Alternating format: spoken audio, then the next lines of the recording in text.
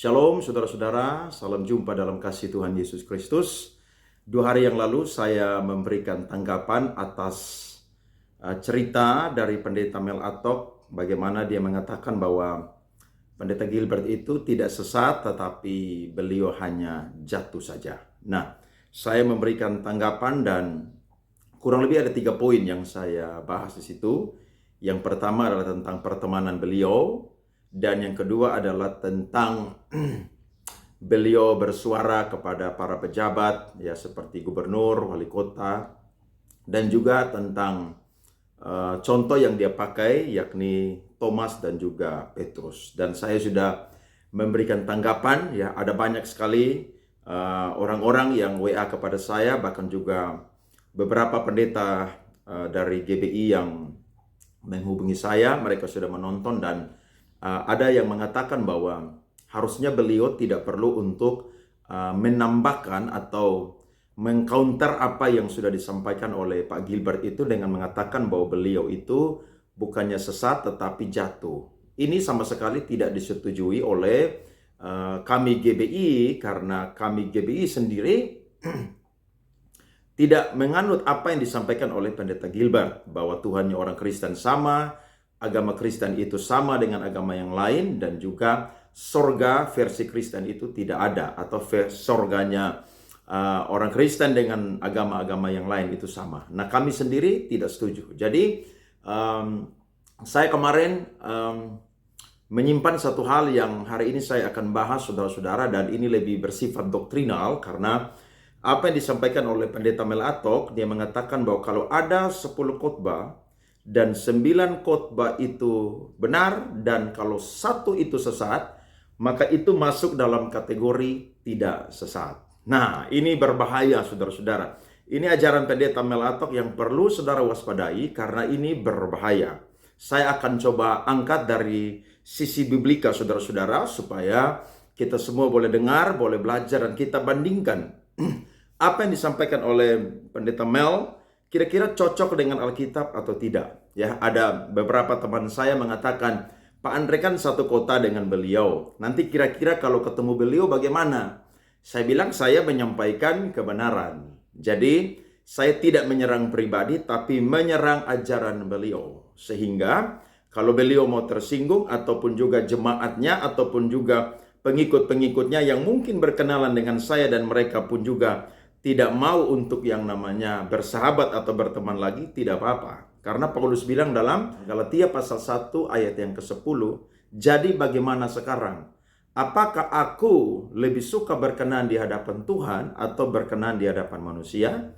Rasul Paulus lebih suka untuk berkenan atau disukai oleh Tuhan. Bahkan Paulus juga mengulangi dalam surat Galatia bahwa apakah dengan mengatakan kebenaran aku menjadi musuhmu? Jadi buat saya, ini kebenaran yang tidak boleh didiamkan. Saya tahu bahwa itu sesuatu yang sesat, maka saya yang tahu kebenaran harus berbicara. Ketika saya dan saudara menegur seseorang, maka kita akan lebih disayangi daripada kita menjilat orang tersebut. Jadi saya belajar firman Tuhan, maka saya tidak akan diam untuk yang namanya kebenaran. Bahkan kemarin saya bilang, kalau Pak Mel menegur gubernur, wali kota, itu tidak ada resiko.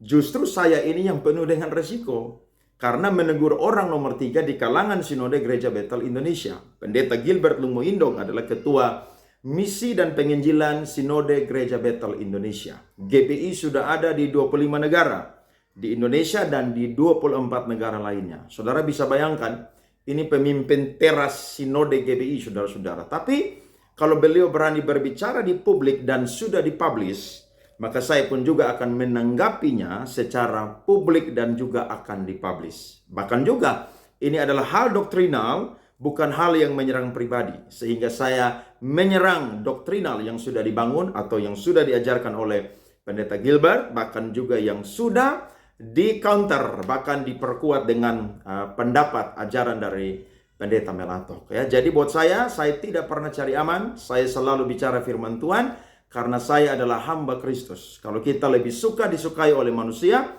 maka Paulus bilang, Galatia pasal 1 ayat 10, saya ulang, kita tidak layak disebut sebagai hamba Kristus. Ya, sebelum saya memberikan tanggapan, saya coba putar sekali lagi apa yang sudah disampaikan oleh Pendeta Mel Atok dengan singkat saja, karena saudara sudah menontonnya. Kalau belum, nanti saudara cek link yang ada di bawah video ini, saudara tekan, nanti saya akan bahas di bagian yang pertama. Semua serang dia. Tanpa tahu di masalah apa. Beta tahu, Lusan tahu, beta tahu. Masalah beliau apa beta tahu. Dan bagi saya, Pak Gilbert tidak sesat. Bagi saya dia jatuh. Saya ngomong dengan teman-teman secara hukum lah. Saudara kalau mau ukur orang sesat atau tidak, benar-benar itu lahir dari kesesatan atau tidak. Dari 10 khotbahnya, Anda nonton satu-satu. Kalau dari 10 video, 10 khotbah, 6-nya isinya adalah sesat. Tak usah tanggung-tanggung lah, dia pasti sesat. Tapi kalau 10 video, 10 khotbah cuma satu yang begitu, percayalah dia lagi jatuh. Yang paham tepuk tangan dulu. Itu bukan sesat. Sembarang sesat. Ya, beliau mengatakan bahwa kalau ada 6 khotbah dan 6 itu sesat, maka dikategorikan itu sesat dari 10 khotbah. 4 benar, 6 sesat. Tetapi kalau 9 khotbah itu benar dan 1 itu sesat, maka itu tidak masuk dalam kategori sesat. Nah, sesat di sini yang perlu kita pahami bagaimana saudara-saudara. Konteks dia berbicara adalah apa yang sudah disampaikan oleh Pendeta Gilbert Lumoindong. Kita harus tahu poin daripada apa yang disampaikan oleh Pendeta Gilbert. Pendeta Gilbert mengatakan tidak ada surga versi Kristen, tidak ada yang namanya agama itu berbeda-beda, sama, bahkan juga Tuhan itu sama, saudara-saudara. Nah, ini konteks yang kita bicarakan. Jadi tidak boleh bias, tidak boleh keluar dari konteks pembicaraan. Jadi kesimpulannya adalah waktu Pendeta Mel mengatakan bahwa satu yang sesat itu adalah apa yang sudah disampaikan oleh Pendeta Gilbert. Tidak ada surga versi Kristen, semua agama sama, dan Tuhan itu sama. Nah, ini kita perlu memahami sehingga saya dan saudara bisa menafsirnya dengan benar. Nah, kalau kita bandingkan dengan apa yang disampaikan oleh Pendeta Mel, dia memakai ilustrasi daripada Thomas dan Petrus, itu sesungguhnya jauh berbeda sekali. Kenapa saya sebut jauh berbeda sekali? Karena itu berbicara tentang yang namanya konteks di mana mereka itu, ya, Thomas itu tidak percaya akan kebangkitan Yesus. Dia tidak percaya bahwa Yesus sudah bangkit. Yang kedua, Petrus itu menyangkali Kristus itu di hadapan manusia. Nah, kalau kita berbicara tentang itu, oke lah, saya sepakat. Tapi kalau kita melihat klarifikasi dari Pendeta Gilbert, apakah dia menyesal seperti Thomas atau Petrus? Kan tidak. Justru dia mengklarifikasi, dia mengatakan ini, mengatakan itu. Jadi kalau Pamel mengatakan dengan contoh tersebut, kita lihat dulu endingnya atau klarifikasi dari Pendeta Gilbert. Bahkan kalau saya mau tunjukkan videonya saudara-saudara, ada salah satu pemimpin GBI yang ada di NTT, itu sudah menelpon langsung Pendeta Gilbert Lumoindong. Dan Pak Gilbert mengatakan bahwa dari semua video tersebut, ya, ada beberapa bagian itu yang sudah dipotong atau yang sudah diedit. Sehingga ada sebagian yang kehilangan maknanya. Saudara lihat, beliau klarifikasi ini berbeda-beda. Mana yang betul?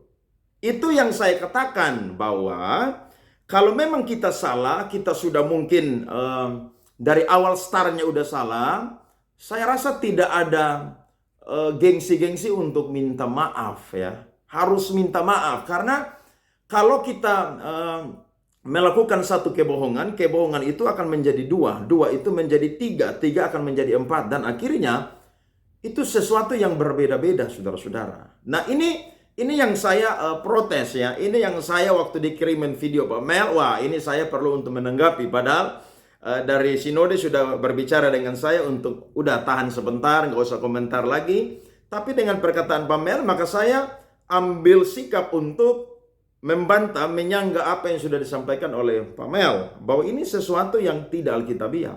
Ya, Anda boleh bersahabat dengan Pak Gilbert, ya, boleh.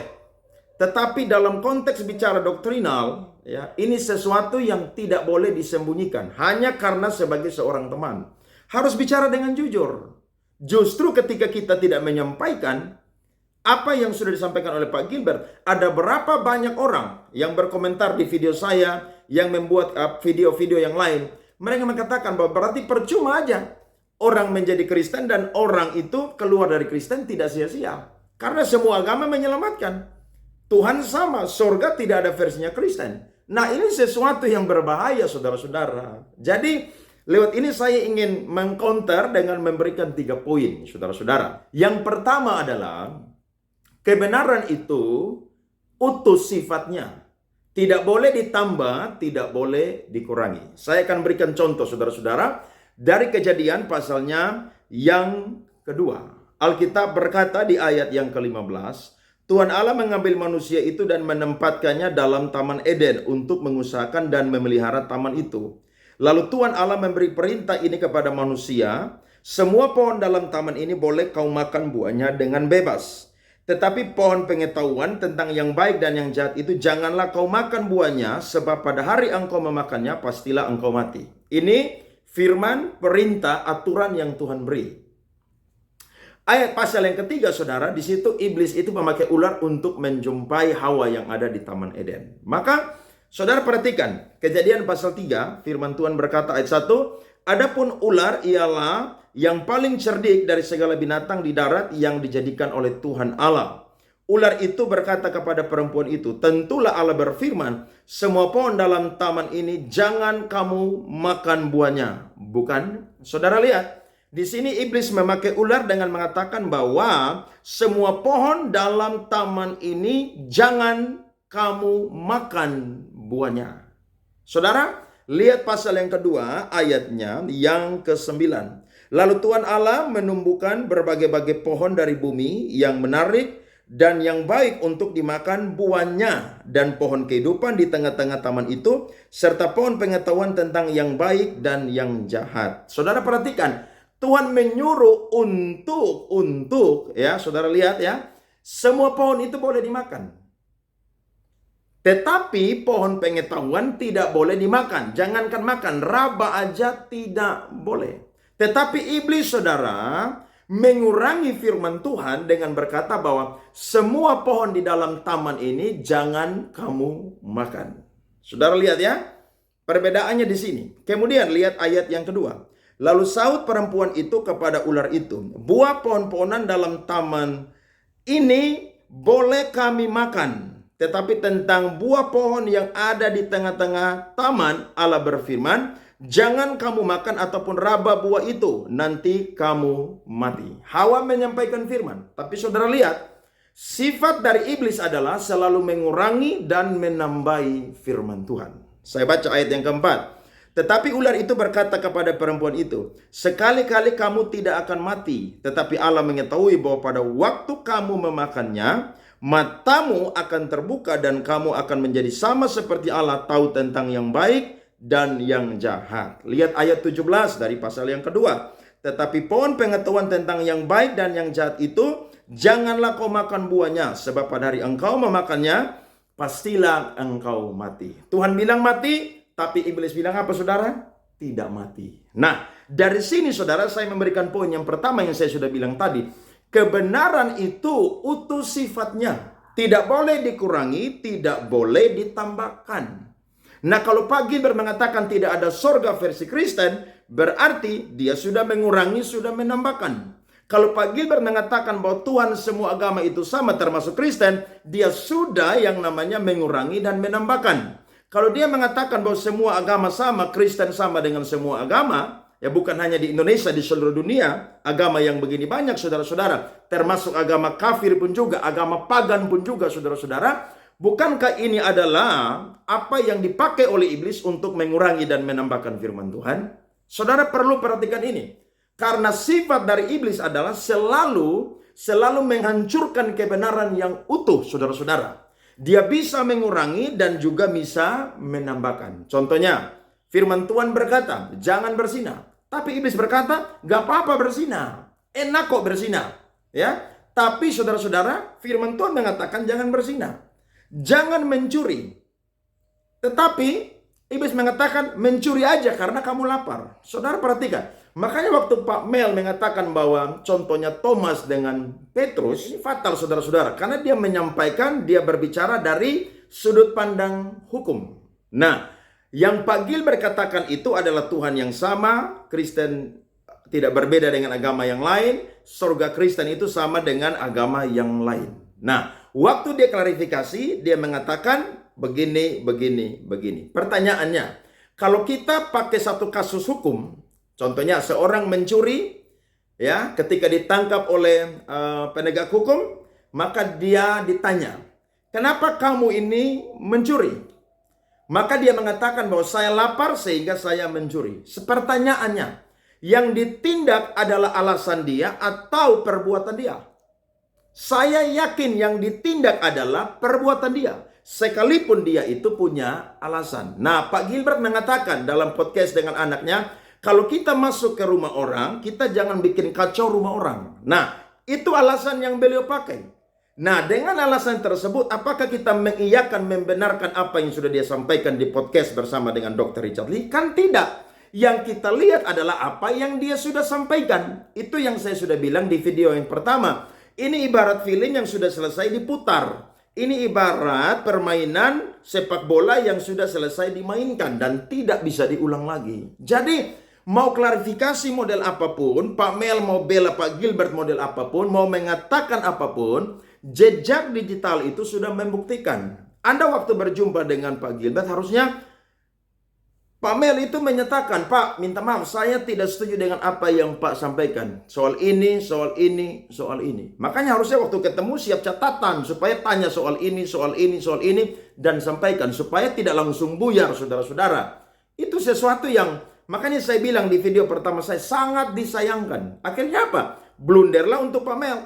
Dan Pak Mel pun juga tidak rendah hati untuk memberikan klarifikasi, bahkan juga rendah hati, ya, menceritakan tentang bagaimana apa sih yang sebenarnya salah dari yang Pak Gilbert itu katakan. Beliau justru khotbah, beliau justru membela Pak Gilbert. Nah, ini sesuatu yang tidak benar, ya. Sebagai kawan, sebagai teman, saya menegur Pak Mel lewat video-video yang saya buat, ya. Kalau Pak Mel mau tersinggung, jemaat yang mungkin benci saya atau pengikut-pengikut Pak Mel yang mungkin biasa bergereja, undang Pak Mel, undang saya juga berkhotbah, terus tidak mau lagi undang saya berkhotbah, nggak apa-apa. Saya orang yang menegakkan kebenaran firman Tuhan. Karena saya bicara mutlak dari apa yang Alkitab ini katakan. Tidak ada berhubungan dengan pribadi. Kalau berhubungan dengan moral, etika setiap manusia, itu urusan dia dengan Tuhan. Yang saya serang, yang saya benci adalah ajaran daripada Pak Gilbert dan juga ajaran daripada Pendeta Mel. Yang kedua, saudara-saudara, kebenaran itu mutlak sifatnya, bukan relatif.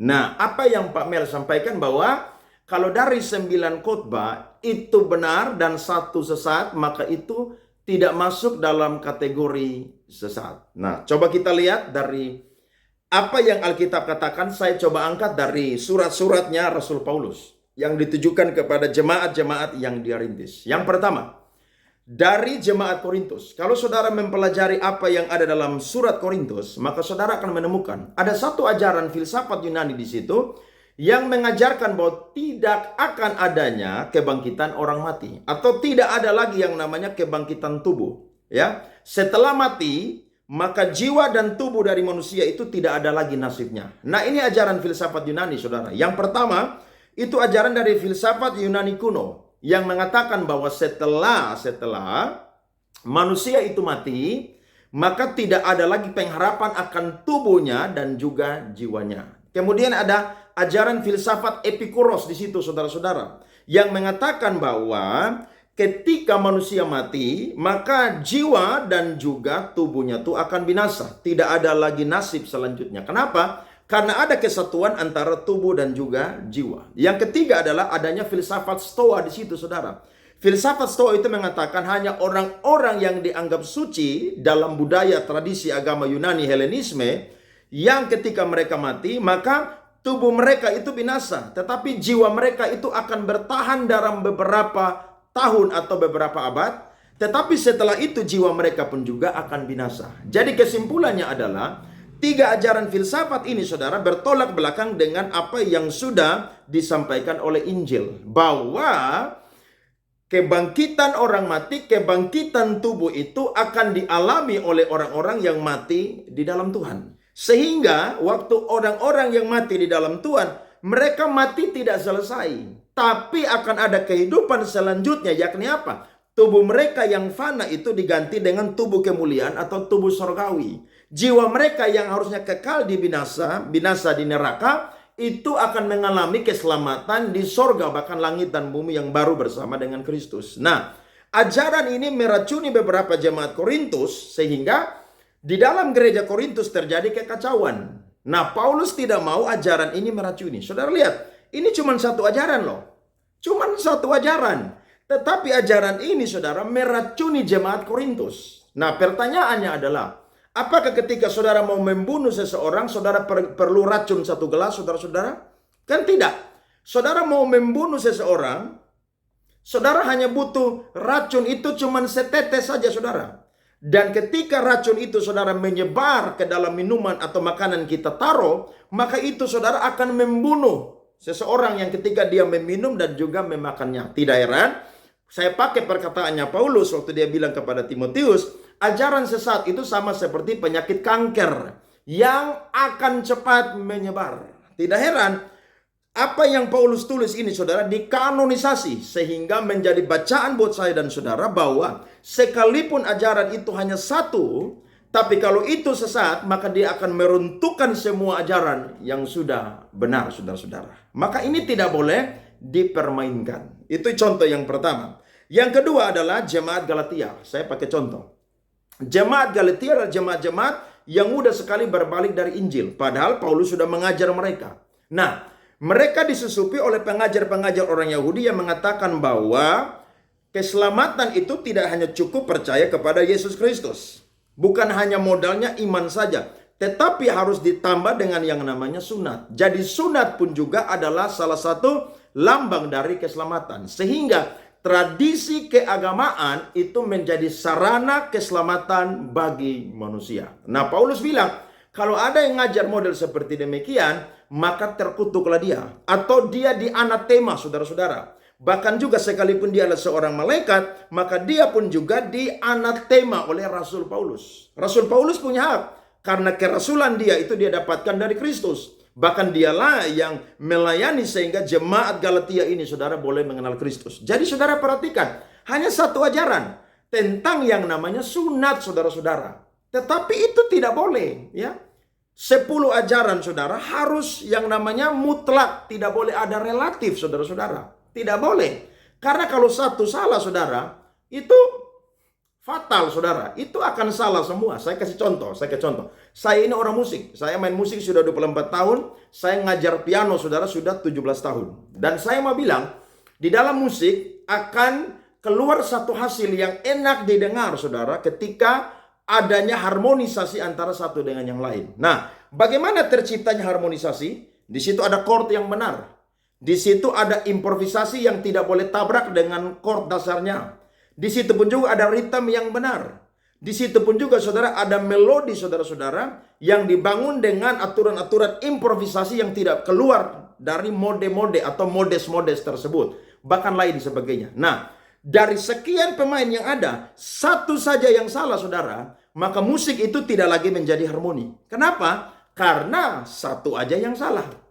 Nah, itu bicara tentang musik, apalagi bicara tentang kebenaran, tentang hal doktrinal. Tidak main-main, Pamel, ya. Tidak main-main, ya. Satu salah, 9 ini runtuh. Tidak ada ceritanya bilang 9 benar, 1 sesat, maka tidak sesat. Tidak ada cerita. Alkitab tidak pernah catat model seperti demikian. 1 salah, semua itu salah. 1 sesat, semua itu sesat. Ya, saya pakai contoh lagi, surat Efesus. Di Efesus munculnya pengajar-pengajar sesat yang mengatakan bahwa keselamatan itu karena hasil perbuatan baik. Oh, Paulus bilang tidak bisa. Keselamatan itu mutlak hanya kasih karunia Allah yang diterima oleh iman. Bahkan iman itu pun juga diberikan oleh Roh Kudus kepada setiap orang yang percaya kepada Yesus Kristus. Kenapa? Karena 1 Korintus 12 ayat yang ketiga mengatakan, kalau Roh Kudus tidak menyatakan kepada seseorang, maka dia tidak akan percaya bahwa Yesus itu adalah Tuhan. Jadi, saudara perhatikan, ini sesuatu yang berbahaya, ya. Saya mengkritisi dan saya harap Pak Mel menarik apa yang sudah disampaikan. Kalau engkau sebagai teman, sebagai saudara seiman, pelayan Tuhan, sesama pendeta, gembala tidak mau tarik, tidak apa-apa. Yang penting saya sudah menyampaikan bahwa ini sesuatu yang menyesatkan yang sudah Anda sampaikan. Ya, bayangkan Anda punya subscriber yang saya lihat 500.000. Kalau 500.000 mengiyakan ajaran saudara dan mereka menyebarkan, maka akan jadi 1 juta orang yang menganut ajaran Anda. Dari 1 juta orang yang menyebarkan, maka itu akan menjadi 2 juta orang. Makanya saudara bilang kemarin bahwa kalau subscriber baru 3.000, 4.000, jangan ajar saya. Loh, harus rendah hati. Itu yang saya bilang, Anda sombong rohani, tidak boleh. Rendah hati. Ya, Alkitab pernah catat bahwa Apolos itu saudara-saudara pernah berkhotbah mengajar. Dan yang mendengarkan dia berkhotbah dan mengajar ini adalah Priscilla dan Aquila. Siapakah mereka? Teman dari Rasul Paulus. Apa profesi mereka? Sebagai tukang kemah. Apolos adalah seorang Yahudi yang lulus dari kampus terbesar Yahudi yang ada pada waktu itu, yakni di Alexandria, Mesir. Wow, itu kalau saudara pelajari, itu kampus lulusan orang-orang hebat semua di situ. Dan Apolos salah satu saudara yang hebat. Sampai-sampai jemaat Korintus bukan hanya memuji Rasul Paulus, tetapi memuji Apolos juga. Kenapa? Karena dia sangat cerdas sekali. Tapi Alkitab berkata, waktu dia mengajar, Priscilla Aquila melihat bahwa pengetahuan dia tentang iman Kristen itu tidak lengkap. Dia hanya tahu sampai kepada yang namanya baptisan Yohanes Pembaptis. Maka Priscilla Aquila memanggil dia dan mengatakan ajaran Yesus yang utuh itu seperti apa. Jadi saudara lihat bahwa sesuatu yang namanya kebenaran itu mutlak, tidak boleh relatif. Kenapa orang bisa jadikan kebenaran itu relatif, saudara-saudara? Karena ada satu sikap kompromistis di situ, saudara. Sehingga lahirnya sinkretisme, bahkan juga relativisme, saudara-saudara. Nah, ini yang tidak boleh dilakukan. Bahkan jemaat Kolose, kalau saudara belajar jemaat Kolose, saudara akan melihat bahwa ada filsafat Yunani yang mengajar bahwa Tuhan itu kudus, ya, roh itu kudus, daging atau materi itu jahat. Sehingga Allah dengan manusia itu tidak bisa ketemu begitu, ya, tidak bisa. Sehingga ini meracuni para budak-budak yang bekerja. Akhirnya mereka menganggap bahwa ketika beribadah harus memberi yang terbaik. Tetapi ketika mereka tidak beribadah maka biasa-biasa saja. Tidak heran Paulus mengatakan bahwa bekerjalah seperti untuk Tuhan bukan untuk manusia. Karena di ayat yang berikutnya Paulus berkata, Tuanmu, ya, atau ada pakai kata kurios di situ, saudara-saudara, dialah yang akan memberikan upah kepadamu. Apalagi saudara-saudara, contohnya dari jemaat Tesalonika. Di situ firman Tuhan berkata bahwa ada pengajar-pengajar sesat yang mengatakan bahwa kedatangan Tuhan itu sudah terjadi. Akhirnya jemaat-jemaat dari Tesalonika ada beberapa yang tidak lagi mau bekerja. Tidak heran Paulus kirim surat dan menegur dengan keras. Kalau siapa tidak mau bekerja, janganlah dia diberikan makan. Saudara lihat, itu hanya satu ajaran, tapi menghancurkan itu kebenaran yang ada. Karena ini ibarat racun, saudara. Ini ibarat bisa ular yang akan membunuh saudara-saudara, iman daripada orang-orang percaya. Jadi saya tidak sepakat, ya. Kalau Pamel tidak cabut ini, ya, dengan keras saya mengatakan bahwa engkau masuk dalam kategori seorang bidat di abad modern ini. Engkau bidat. Kalau engkau tidak mau tarik ini, ya. Kenapa? Karena ini ajaran yang berbahaya, ya. Kita tidak punya zaman lagi seperti bapak gereja yang ketat, yang begitu luar biasa, ya. Sekarang Protestan saja sinodenya sudah banyak, saudara-saudara. Tetapi kalau tidak menarik, ya, dengan berani, dengan tegas saya mengatakan bahwa engkau sudah mengajarkan ajaran yang sesat dan engkau masuk dalam kategori seorang bidat, ya. Mau tersinggung tidak apa-apa. Silakan, kalau mau bantah pun juga silakan bantah. Nanti saya pun juga akan memberikan tanggapan. Kemudian lagi, kalau kita lihat di Timotius, ya, saudara perhatikan Timotius itu melayani sebagai gembala muda yang ada di Efesus, ya. Di situ saudara akan lihat bagaimana orang-orang yang terlibat dengan ajaran-ajaran yang sesat, ya. Orang-orang yang tidak mau dinasihati. Kenapa? Karena mereka itu, saudara, lebih suka dengar yang namanya dongeng, silsilah nenek-nenek tua. Padahal itu sesuatu yang menyesatkan, saudara. Tetapi yang namanya dongeng pun juga, saudara, harus ditumpas dengan ajaran yang benar.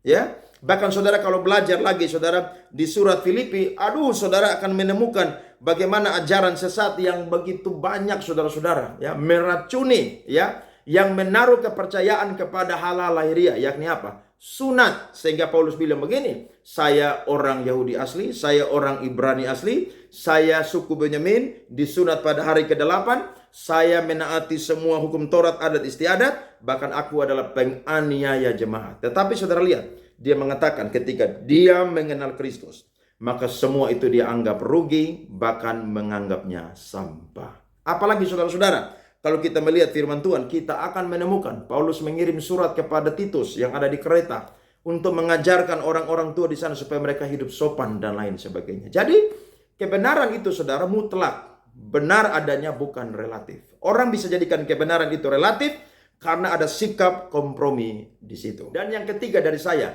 kebenaran itu saudara final sifatnya. Tidak ada lagi saudara-saudara ditambah dan dikurangi. Final saudara-saudara. Sehingga itu yang saya singgung ya. Ketika para bapak-bapak gereja ya mempertahankan iman Kristen, Alkitab ini dikanonisasi saudara-saudara. Tidak boleh lagi ada yang namanya dikurangi dan ditambahkan. Sudah final. Nah, kalau kita belajar perkembangan saudara-saudara, bagaimana sejarah yang ada di dalam kekristenan ya, saya mengingat ada satu orang saudara-saudara, namanya adalah Gotthold Ephraim Lessing. Dia hidup di abad 17 dan pemikiran dia saudara dipengaruhi oleh gagasan humanisme yang sangat kuat. Nah, dia adalah seorang Yahudi, tetapi dia belajar kepada seorang filsuf Prancis saudara yang bernama Voltaire. Dan juga dia belajar kepada seorang filsuf Yahudi saudara yang bernama Moses Mendelssohn saudara-saudara. Dan ketika dia belajar saudara, maka pemikiran dia itu tajam. Dan dia adalah seorang yang penganut Lutheran. Karena ayah dia, mereka sekeluarga itu tinggal di Berlin saudara. Sehingga dia ini penganut Lutheran. Tetapi ketika dia mendalami saudara-saudara filsafat, maka dia menemukan. Dan dia mengatakan dengan jelas bahwa di dalam sebuah agama, yang penting bukanlah ajaran atau dogmanya.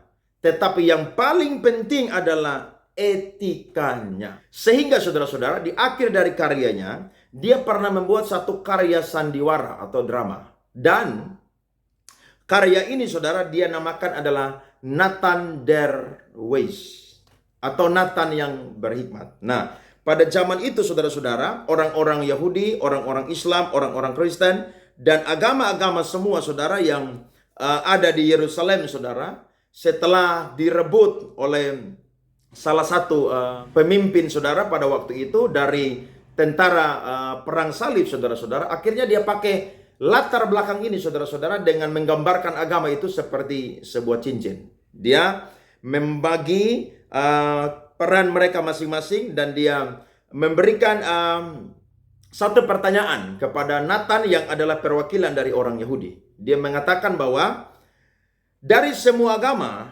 menurut Nathan, agama manakah yang paling benar? Dan tahukah saudara, waktu itu terjadi percakapan yang hebat di antara mereka yang mewakili 3 agama, bahkan agama-agama yang lain yang ada pada waktu itu. Sehingga saudara-saudara, mereka tidak mendapatkan jawaban. Kenapa? Karena masing-masing menganggap bahwa agama mereka lah yang paling benar. Sehingga di akhir dari kisah atau drama sandiwara ini saudara-saudara, maka Ephraim Lessing ini saudara mengatakan bahwa justru pertanyaan yang benar adalah bukan agama mana yang paling benar, tetapi agama manalah yang paling masuk akal. Akhirnya lewat apa yang dia sampaikan ini saudara, lahirlah pemikir-pemikir yang sangat kritis ya, seperti Immanuel Kant saudara-saudara, yang mengatakan bahwa agama itu akan jadi benar ketika di situ ada etika yang terlibat di situ, dan apa yang ditangkap oleh akal manusia itu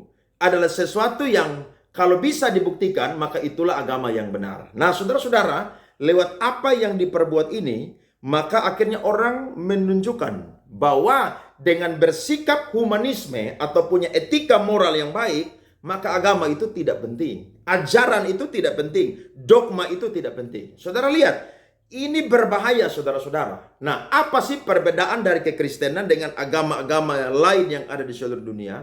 Kristen itu bukan cuman sekedar yang namanya ajaran atau dogma saudara. Tapi Kristen itu bicara tentang fide atau bicara tentang iman. Dan bicara tentang iman saudara-saudara, saya pinjam katanya Rocky Gerung. itu sudah final, saudara-saudara. Tidak bisa lagi saudara ganggu gugat, saudara-saudara. Itu yang saya sesali. Kenapa? Karena waktu Pak Gilbert itu ditanya, menurut agama Kristen. Harusnya dia jawab menurut agama Kristen. Kan ditanya menurut agama Kristen. Kecuali tidak ditanya, beliau langsung frontal. Nah, itu kan penistaan agama. Jadi, saudara-saudara, ya, kebenaran itu sudah final. Mengapa kita tidak berani mengatakan kepada orang-orang yang bertanya menurut iman Kristen, ya, Tuhan kita seperti apa, yang masuk surga itu siapa? Itu sesuatu yang disesali. Makanya saya bersuara, saudara-saudara, karena ini berbahaya untuk orang-orang Kristen yang baru bertobat, saudara. Ketika orang mendengarkan ajaran Pak Gilbert, ya, maka mereka pindah agama. Karena kekristenan sama dengan agama yang lain. Padahal saya mau bilang, Kristen itu berdiri, saudara, karena ada darah orang-orang percaya yang sudah ditaburkan, saudara. Darah para martir adalah benih dari kekristenan dan gereja. Itu yang berbeda dari kekristenan, saudara-saudara. Jadi tidak sama, saudara-saudara, ya. Untuk toleransi beragama wajib, saudara-saudara. Tapi yang namanya toleransi iman tidak ada kata kompromi. Itu sudah final, saudara-saudara. Ya, ini sanggahan dari saya, ada 3 poin, kiranya memberkati saudara-saudara semua. Ya, saya membuka diri untuk dikritisi. Kalau ada yang salah, silakan dikritisi. Saya percaya ketika kita ada dalam kebenaran, maka kebenaran itu tidak akan pernah runtuh. Tidak akan pernah. Sampai dimanapun kebenaran itu akan mengejar, saudara-saudara. Dan pasti dia akan sampai di tempat yang tepat. Yakni di dalam kehidupan setiap orang yang mau terbuka dengan Injil yang sejati dan mau percaya kepada Kristus. Puji Tuhan. Ini dari saya, kiranya mencerahkan, memberkati saudara-saudara semua. Amin.